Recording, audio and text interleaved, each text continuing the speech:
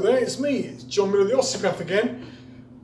Another exercise for you today about shoulders yet again. It seems I'm having a plethora of patients coming through my doors who've got shoulder problems. Well, I'm going to give you about 3 or 4 different exercises today. Now, I'm going to be honest with you, this isn't mine. I've stolen this from the T Nation website, and I really love the stuff they do. Now, if you're into your weights, you like lifting heavy, this is going to be right up your street. So they compiled a list of 3 exercises that you can use to fill out those little niggling areas where you get injuries, and it puts a huge emphasis on the shoulder girdle. Now, one of the exercises they give, we'll start with this one, needs to be done, well, they were recommending for 100 repetitions, so you put a tiny weight on. I think they were saying something like about 60 kilos. And they want you to crack this out for 100 repetitions. And there is no way that the average person could do that unless you're really fit. So let's take that number and we'll maybe divide that by 2 or maybe even by 4. Let's make it even smaller if we can. But the point is, the objective of these exercises is to flush the shoulder girdle with blood to protect it for all the heavy lifts that it does.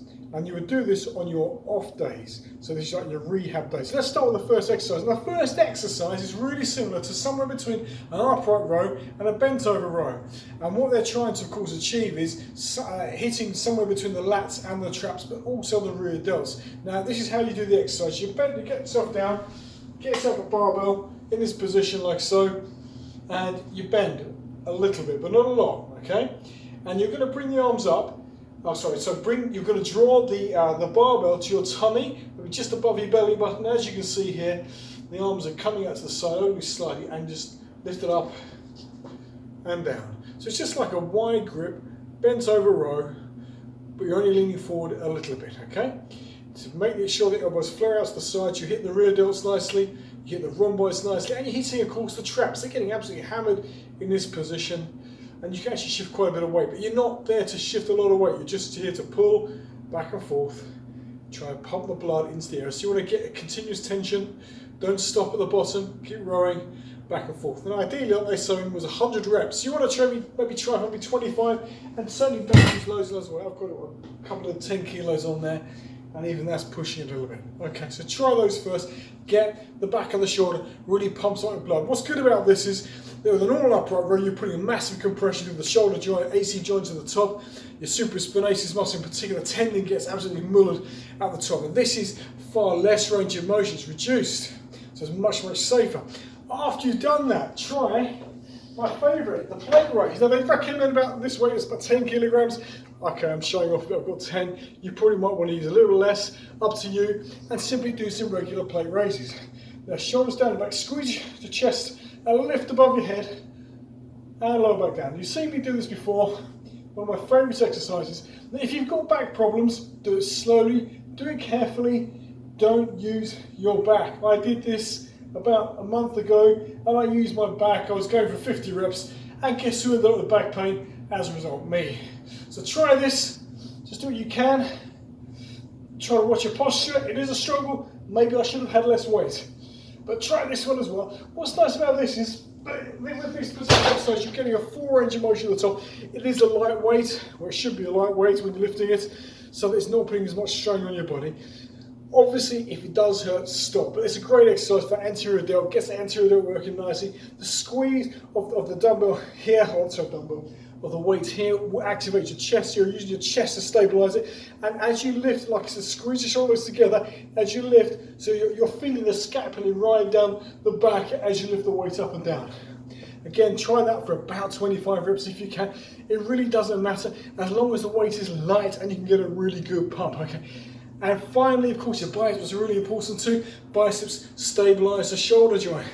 So let's work those. Now, not everyone can do these, and sometimes you get excessive stretch on them. So a lot of you want to do this is in a bent over position. So you bend over, get a weight, stay in a bent over position here, as long as your back will let you, and simply curl the weight up. And at this point, you get a lot of tension going through the biceps, more than you might normally do if you're doing a regular bicep curl. Okay, the regular bicep curl, you're here.